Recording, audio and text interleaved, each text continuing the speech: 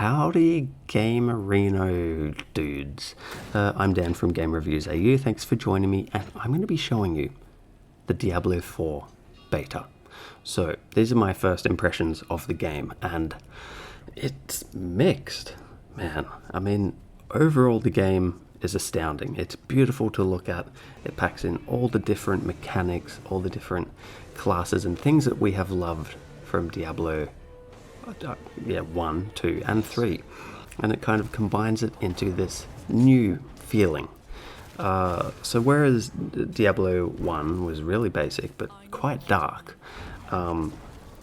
Diablo 2 was also quite dark but not so basic. I mean, for example, you could run instead of walking everywhere, but it did have that gritty feel.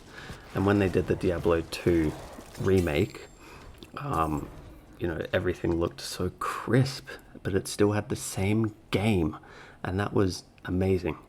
That's the kind of remake that I appreciate. Something that you know, it is the same game that you enjoyed, but they get, you know, Diablo 2 to me was the pinnacle of gaming, and to see it come into a not so pixelated, I mean completely unpixelated version, just beautiful graphics, gorgeous environments, lovely NPCs and characters and monsters. That was spot on, man. I mean, yeah, Diablo 2 is a game that you can just play over and over again, and even if you're an old complainer like myself, it's still a game that you can go back to. Diablo 3, it changed in quite a radical way. So the graphics became a bit more stylized, everything was a bit more colorful, quite flashy. Attacks and abilities were very super, you know, visually effective, like just bright and in your face. And yeah, okay, going back to Diablo 2, it was quite hard to get new skills. It took a long time to get a full, you know, all of the skills for your class. Diablo 3 just threw skills at you like constantly, over and over, and you were just like, oh my god, you know, I have all this choice. There are so many skills I could use, and yeah, it I don't know, it felt too colorful to me, a bit too upbeat. It had this feeling of just like an action RPG. It sort of moved away from that dark, dingy, dungeony feeling. But Diablo 4 has brought back that dark, gritty sort of feeling, and things are a lot less colorful, a lot less stylized. The graphics are quite realistic. The environments you explore are lush, they're gorgeous, they're sharp, they're detailed. There are so many things to interact with. But they have done away with, one of the things I noticed, they've done away with environmental kills. And I don't know, I found that kind of fun in Diablo 3. It just added a bit more, you know, things to try and work on during combat. Get some environmental kills, you know, get a little bonus and all that stuff. But yeah, so Diablo 4. I played the Barbarian. I also tried out the Druid. My wife tried the Necromancer and the Sorcerer. And I felt that, you know, all the characters, they had just this different feel of gameplay to them, which is great. I love that the classes are quite different from each other. You can feel the difference. I wish I tried the Rogue, but ran out of time. But yeah, so the Barbarian, melee, has a lot of sort of crowd control attacks, shouts that make your enemies weaker, make your allies stronger. The Sorcerer has a lot of long range attacks. They can be channeled, they can be burst attacks, like you know, do lots of damage in one go and stuff like that. Then you've got the Necromancer, who runs around with this army of dead and is so OP. Like, I let my 6-year-old son just play the Necromancer with me while I was the Druid, and even with him only pressing one button, you know, not knowing all the skills and all that, he burnt the enemies down crazy fast. The druid. Now, I love the druid. I love the concept of being able to shapeshift into different forms. But where this is different is instead of becoming a werewolf all the time, it is just incorporated with a certain attack. So when you do certain attacks, they'll turn you into a werewolf for the time period of that attack and for a few seconds afterwards. Same with the bear. And then you've got different animals that you can summon. You've got wolves, you've got the traveling vine, you've got ravens, so on and so forth. And then he's got he and or she, however you choose to make your character, has magic attacks. So you can do a magic talent tree. And these talent trees are deep, and they don't throw heaps of abilities at you constantly. You'll have a couple to choose per section of the talent tree, or there'll be passives. You can unlock as many as you want, so you could just unlock all of the basic attacks and assign them to all of your buttons. Or you could just focus on getting one basic and then the next tier of all the spells and stuff that use your resources, just getting all of those. And I think that's really cool because it allows so much more flexibility for how you craft your character. One thing I did notice that has carried over from Diablo 3 to 4 is the sheer abundance of loot that drops. Whereas in Diablo 2, you'd come across a yellow item, you'd be like, holy crap, a yellow, whoa, what is it? And you pick it up and you're like, yeah, that's awesome. Or you'll get a gold legendary item and you'll be like, oh my god, a gold, this hardly ever drops. Let's have a look at its special effects. And you just be like, yeah, I'm gonna tell my friends about this. And then Diablo 3, it was just yellows everywhere, and then oranges and whatnot, and it was hard to come across green items that were like set pieces. Diablo 4 had a similar thing. Your bags would fill up so quickly, even if you were only picking up yellow gear instead of blue or white. You'd come across quite a few oranges, which is like the legendary tier, and it was quite overwhelming to constantly be reassessing your gear. And I appreciate that. It keeps things constant. It keeps it frequent that you have to, change up your character and all that and look at the best gear. But I miss the days of Diablo 2 where you might have the same sword for 2 acts of the game because nothing else drops. You can't afford anything. It gives you this feeling of, I guess, being small and weak.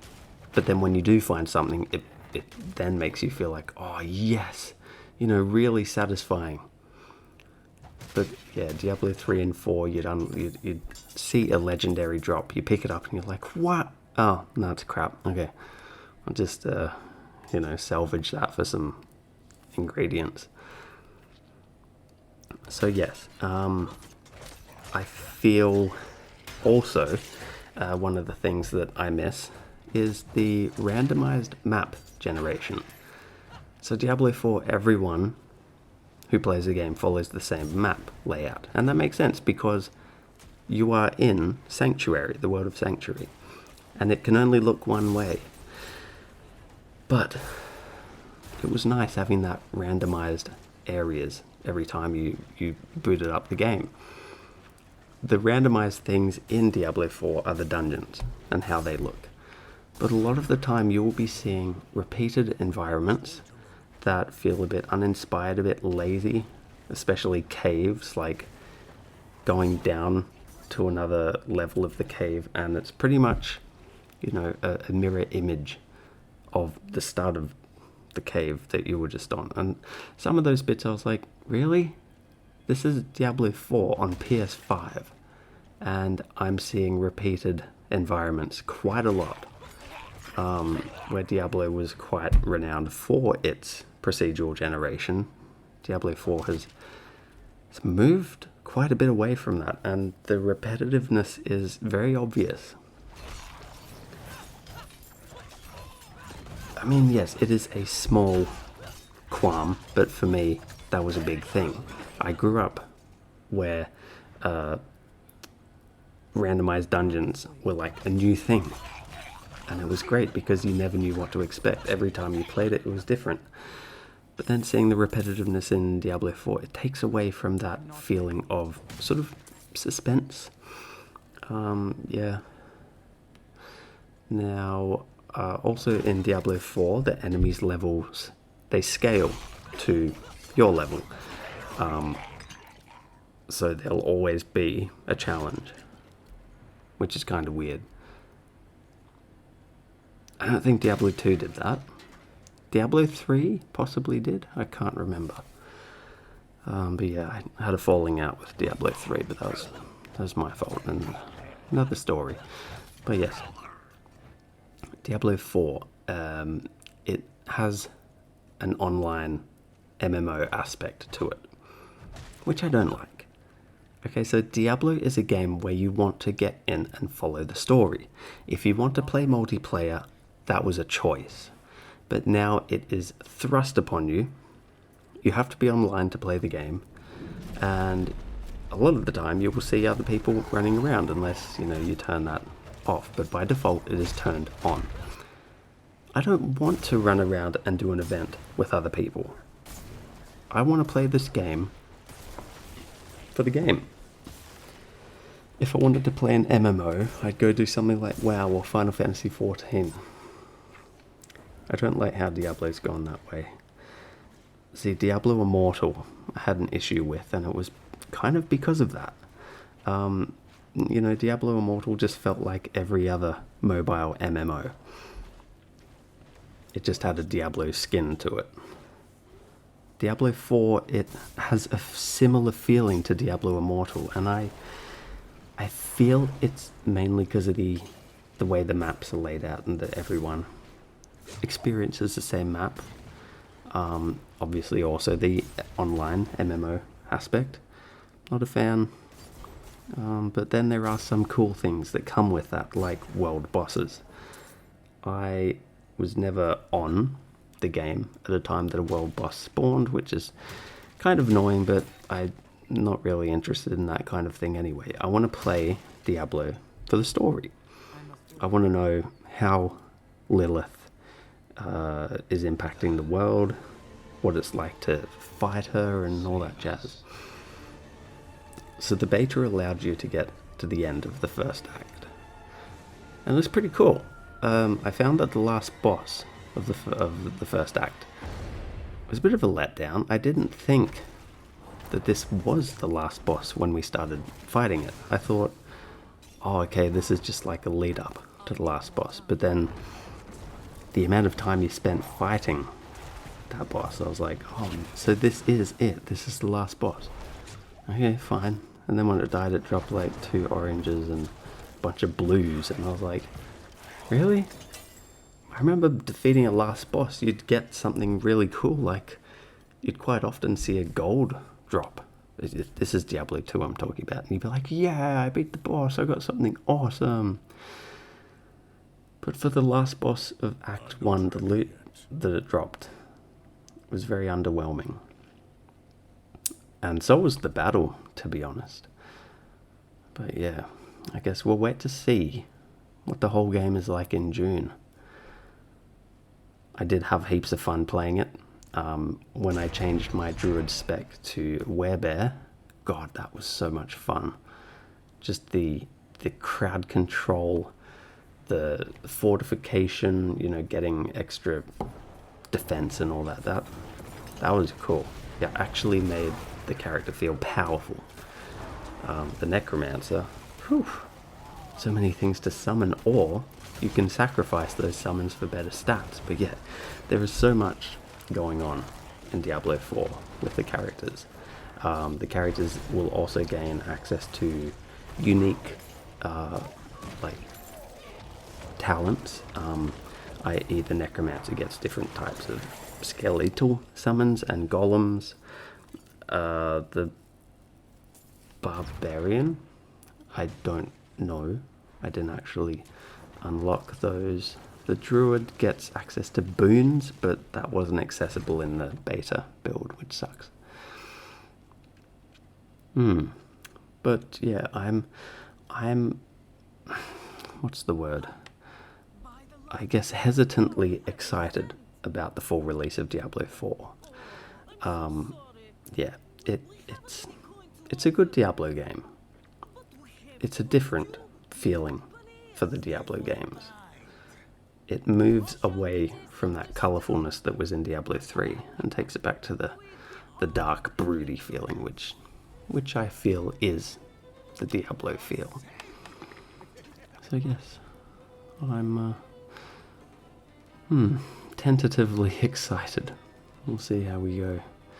If you like this video, please hit the thumbs up button down below. Remember to subscribe to my channel, and if you do so choose to do so, leave a comment down below. And check out my Patreon page. Consider pledging a few bucks to me. Thanks for watching. Catch you on the flip.